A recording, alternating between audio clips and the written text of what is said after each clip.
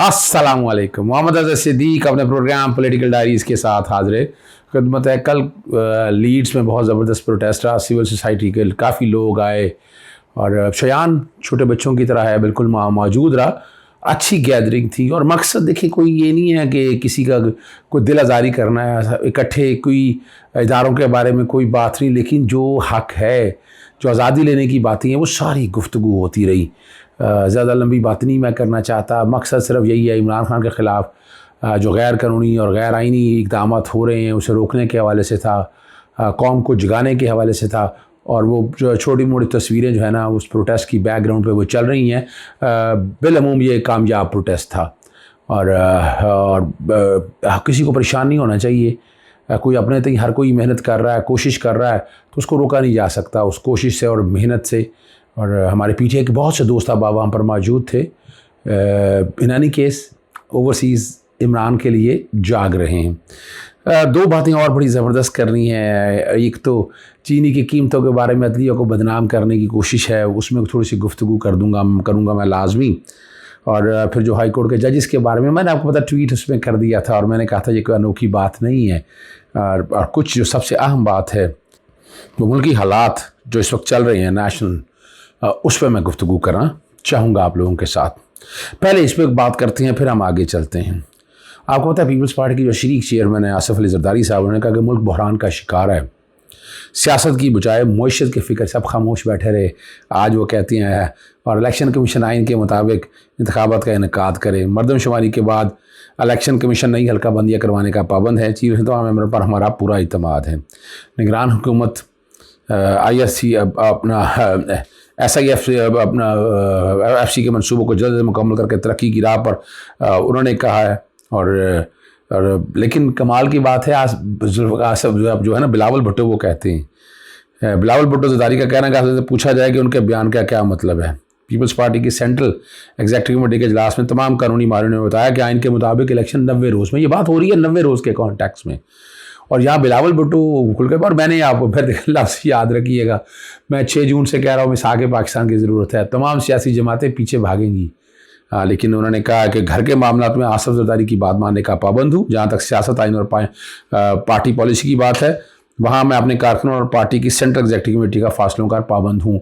आसिफ अली जरदारी को बहुत सामने फ्रंट पे ये बातें शुरू हो गई हैं। फैसला किया था कि इलेक्शन कमीशन से रब्ता होगा। पाकिस्तान पीपल्स पार्टी के वक्त ने इलेक्शन कमीशन से रब्ता करके अपने एतराज़ात जो है ना वो आगे सामने रख दिए हैं। इस चीज़ को देखिए, ये पॉजिटिव की तरफ देखिएगा। यहाँ ANP भी आगे सामने, और जो बात बड़ी वाज़ेह है कि इलेक्शन कमीशन साथ रही है, पाकिस्तान मुस्लिम लीग साथ नहीं है और MQM साथ नहीं है। जितनी भी सियासी जमात, 90 दिन के अंदर इलेक्शन है, आप आगे पीछे तो नहीं कर सकते। 90 दिन के अंदर आपको इलेक्शन करवाने हैं। आइन की मंशा ये है, या तो पता ना आइन की मंशा नहीं है 90 दिन के इलेक्शन कराना, आइन की मंशा ही इलेक्शन 90 कराना है। और अगले हफ्ते में जो लोग कुछ ज़हनी तौर पर है जी अपना सुप्रीम कोर्ट पता नहीं क्या कर जाए। मैं एक बात बड़ी वाज़ेह बात करता हूँ कि जहाँ चीफ जस्टिस को मत ब्लेम करें आप। चीफ जस्टिस ने जाकर एडमिनिस्ट्रेटिव एक्शन लेने, बात फैसला कर रहे हैं कोर्टों ने। अब अगले हफ्ते में क्या ऐसी बात आ जानी, हाँ नैब का केस जो कि जजमेंट रिजर्व की है उसका फैसला मैं देख रहा हूँ वो आ जाएगा। लेकिन अब बड़े काम जो अगले है ना, 90 दिन के अंदर इलेक्शन कराना, मिलिट्री कोर्ट्स वाला मामला ये अब चला गया है जस्टिस काजी फायज ईसा की कोर्ट में, यानी उनके चीफ जस्टिस के तौर पर ये बड़े काम उनके पास जा चुके हैं। अब उन्होंने बैठकर ये फैसला करना है कि आगे चीज़ों को कैसे लेकर चलना है, और वो यकीनन इन चीज़ों को अपने हाथ इस हवाले से लेकर वो चलेंगे। और अभी तक जो दो बातें जिसमें मैं अपनी बात चाहते थे वो अरशद शरीफ की एहलिया का वारंट गिरफ्तारी से मुतालिक उन्होंने अपना बयान दे दिया है। और उन्हें का जो इल्म नहीं था, सुप्रीम कोर्ट के केस का इल्म है, समन जारी ना हो, ना जुडिशल मजिस्ट्रेट ना काबिल ज़मानत वारंट का इल्म है। मीडिया से पता चला हमारी दरख्वास्त पर FIR नहीं काटेगी। मजिस्ट्रेट की सतह पर क्या केस चल रहा है और कहाँ चल रहा है इसका इल्म ही नहीं है। आज खुद नोटिस में हर बार पेश होती हूँ, सुप्रीम कोर्ट के इसका इल्म है। मजिस्ट्रेट की सतह पर बात में बिल्कुल बड़ी जेन्युइन और लॉजिकल है। जुडिशल मजिस्ट्रेट जो अब्बास शाह ने अदम पेशी पर अपना अरशद शरीफ की एहलिया संग नाकाबिल ज़मानत जो है वारंट जारी किए। अच्छा, ये कुछ ज़बरदस्त चीज़ जो है ना वो समझने वाली बात है कि है क्या। बात बड़ी सीधी सी है कि ना अरशद शरीफ साहब के बारे में ना जो मैं बात करता था, अक्टूबर में जुडिशल कमीशन बनना चाहिए था। पर्चे की बात मैं उस वक्त कहा करता था, ये रिकॉर्ड पे है, जाकर दिसंबर में दर्ज हुआ था। मैंने तो अक्टूबर में 2022 में कहा था। मैंने इंटरनेशनल कोर्ट ऑफ जस्टिस में जाने का था कीनिया, जो कि ये स्टेट वर्सेस स्टेट वाला मामला है।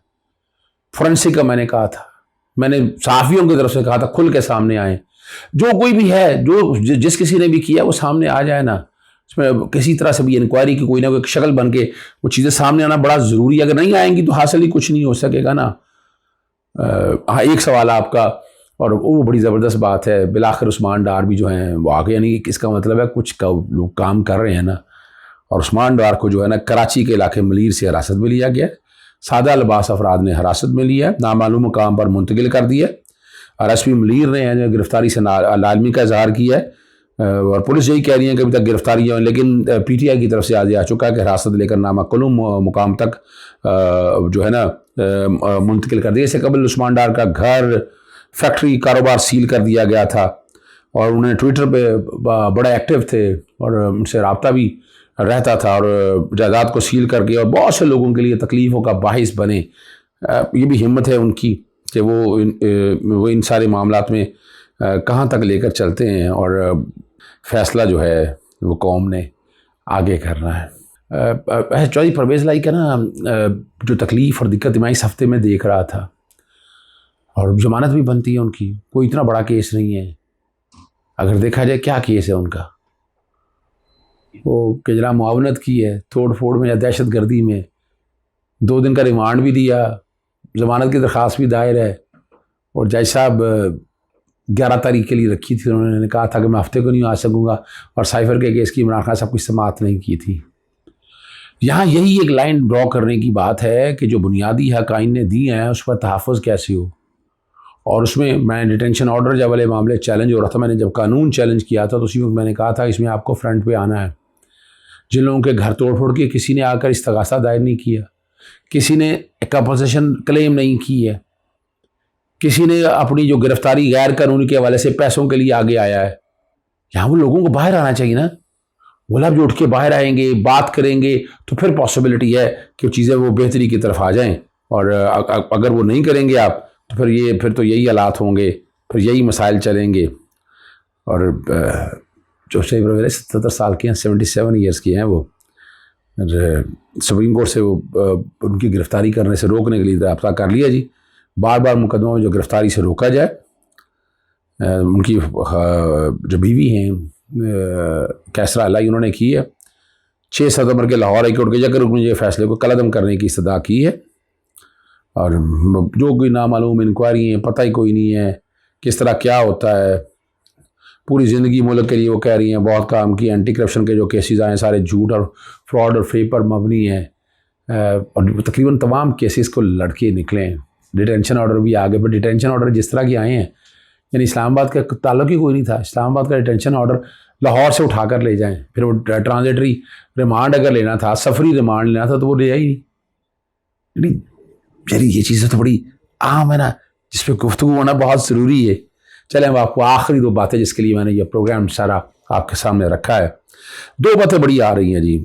जनाब वो जो 11 जजेस को जो है ना जी, वो बिला सूद कर्जे देने के हवाले से बात है, तो मैं चाहूँगा मैं आप तक बता दें आपको। हकीकत बिल्कुल और है जी। मैं आपको पता ट्वीट भी कर चुका हूँ, मैंने पुराने ट्वीट किए, बहुत से लोगों को एतराज़ भी रहा मेरे ट्वीटों के ऊपर। और जितने जजेस हैं ना, यानी फॉर इंस्टेंस मुझे हाईकोर्ट का जज बनने की बहुत पहले ऑफ़र हुई, जब मैंने तनख्वाह देखी 9-10 लाख के करीब, मैंने तो इनकार कर दिया। और मैं वैसे पब्लिक इंटरेस्ट छोड़ना नहीं चाह रहा था। जितने भी यहाँ जजेस आए हैं वो कोई 50, 60, 70 लाख करोड़ रुपये उनके इनकम टैक्स का डाटा है। मैं जितने जजेस के नाम आए हैं मैं उन तमाम जजेस को जानता हूँ बड़ी अच्छी तरह से। चूँकि वजह यह है कि वो बहुत अहम केसेस कर रहे थे, मेरिट पे कर रहे थे, किसी की बात नहीं सुन रहे थे। और आप सुन लें, मैं नाम अगर वो आप लोगों का नाम अगर सामने आ रहा हो तो आपको पता है बड़ी ठीक ठाक और बाकायदा उस निज़ाम को छोड़ के वो कायल करने के लिए उनको लेके आए कि आप आएँ, आकर काम अंजाम दें। और ये जो कानूनी तौर पर जो जजेस जो है ना, जो कर्जे फराहम किए जा रहे हैं, वो सिविल सर्विस का कानून है जो 2 साल पहले बना था। उसमें ब्यूरोक्रेट और जजेस को बिला सूद कर्ज, ये कोई अनोखी बात नहीं है। और किस्त अदा करेंगे, पैसे सारे खजाने में आने हैं। कुछ जजेस ने पहले भी कर्जे हासिल किए हुए हैं, ये नया वाकया नहीं है। जिन जजेस को इस मामले में तनकीद का जो है ना वो सामने है, वो देखे जस्टिस अनवार हुसैन है, और अगर कास लिख देखी जाए तो उनके केसेस में लंबी लंबी, मैं अक्सर पेश हुआ करता हूँ उनके साथ, तो बड़ी बड़ी और फीसें बड़ी ठीक ठाक। जस्टिस राहिल कामरान शेख जो हैं, और वालदो इनसे मेरे इख्तलाफात अपनी जगह पर आ रहे हैं, वो कोई और वजह से है, शेख अकरम के बेटे, और बड़ा काम था उनका। जस्टिस अलीजा बाजवे फौजदारी कानून के माहिर हैं, मॉडल टाउन सानिया के केस में ये वकील रहे हैं, ये तो पता है। जस्टिस नदीम सिविल केस के माहिर हैं, अहमद नदीम जो है। रज़ा कुरैशी साहब बहुत बेहतरीन सिविल के वकील हैं, बड़ी पॉजिटिव अप्रोच है उनकी, और उस पॉजिटिव अप्रोच को सामने रखते हुए ये काम सारे कुछ करते रहे हैं।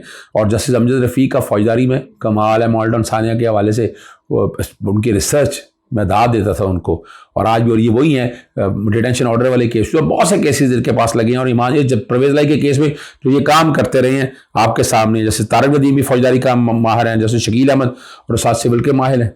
यानी इन सब जो जिनको अब तनकीद का निशाना बनाना है, खुदारा समझ लिया करें हम लोग किस लिए हैं। मैंने तो पहले दिन ही रिफ्यूट किया था इस बात को, मैं तो इतफाक नहीं करता इस बात को, इतना बड़ा काम ही कोई नहीं है। खुदारा कोई बहुत बड़ा काम हो, एक तरफ देखें वो करोड़ रुपया फीस लेते हैं, और अगर कर्ज ले रहे हैं तो वो कानून के तहत है, एक्स्ट्रा ऑर्डिनरी एडवांटेज कोई नहीं है। अगली जो बात बड़ी है, निगरान हुकूमत बड़ी ज्यादती की मैचों के चीनी की कीमतों के फिक्स करने के हवाले से मामला को मैं लेकर चलता रहा हूँ। इसका प्राइस का मैकेनिज्म बड़ा बताया, जो कि इसके अंदर वफाकी हुकूमत ने बेईमानी के साथ कुछ काम ऐसे कर दिए थे, और वफाकी हुकूमत कीमतें फिक्स करने के हवाले से ये सूबों का सब्जेक्ट अपनी जगह पर मौजूद था। और दो बड़े जजेस हैं, जैसे शाहिद करीम और जस्टिस अनवार से तनकीद का निशाना बनाया जा रहा है, गोया ये हुकूमत पंजाब के हाथ पांव बन गए हैं। चीनी का मामले में जो हुक्म इम्तनाई जारी किया था वो अप्रैल में जारी किया गया था, बुनियादी तौर पर पंजाब हुकूमत हक में था कि वफाकी हुकूमत को इस बात से रोका था वो सूबे में चीनी की कीमतों का तयन ना करें, सूबे की जिम्मेदारी है।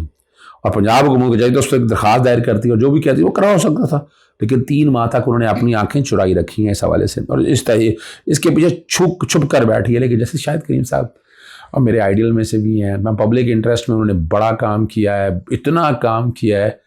मेट्रो ऑरेंज का बहुत पुराना है, को बदले उतारने में लगता है कुछ लोग आ गए हैं यहाँ पर। आपको अफसार आलम को ओहदे से हटाया था चेयरमैन पैमरा के तौर पर, फिर माहौलियात के हवाले से, और बहुत बहुत आम केसेस हैं जिन्हें वो सुन रहे हैं। मैं एक को क्या लेकर चल रहा हूँ, आंखें, ये तो कसूर है हुकूमत का, वो सोई रही है। आपने ट्रैक एंड ट्रेस सिस्टम नहीं चलने दिया, आपने प्राइस फिक्सेशन का निजाम, जो कोई भी है प्राइस फिक्स तो करे ना। वाकई कल सूबाई हुकूमत करती, क्यों नहीं किया? बिना यहां पर जुडिशल कमीशन, जो लोग कसूर वाला है उनको लटकाएं, उल्टा लटका दें उन लोगों को। और जो भट्टू साहब है, जो सेक्रेटरी फूड है, उनको तब्दील नहीं कर दिया गया, सारा सच बता दिया था उन्होंने। और रऊफ क्लासरा के ट्वीट पढ़ ले, रऊफ क्लासरा ने इस कहानी के ऊपर से बहुत सी चीजें बता दिया कि कौन कौन लोग कसूरवार हैं, असल में कसूरवार कौन है असल से। तो वो चीज़ को समझने की बात है, बारीकी से बात है। मैंने बड़ी मुतफरक दरखास्तें दायर की हैं इसमें, अभी भी मुतफरक दरखास्त लेके आ रहा हूँ जो चीनी को कंट्रोल करने के हवाले से। इजाज़त चाहता हूँ। अस्सलाम वालेकुम, अल्लाह हाफ़िज़। पाकिस्तान जिंदाबाद।